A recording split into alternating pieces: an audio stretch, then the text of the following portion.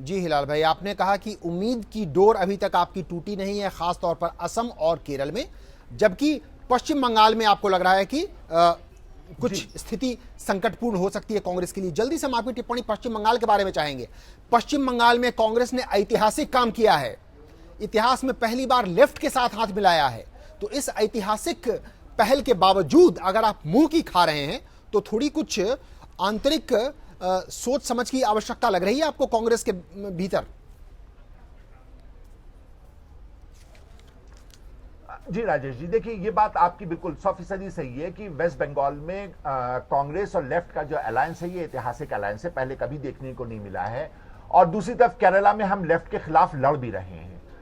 निश्चित रूप से देखिए ये जो है ये जो एक पॉलिटिकल एडवेंचरिज्म कहिए या राजनीतिक विरोधाभास, पॉलिटिकल नेसेसिटी कहिए, जिसकी वजह से ये अलायंसेस में, जी हाँ बिल्कुल, राजनीतिक विरोधाभास भी आप इसको कह सकते हैं।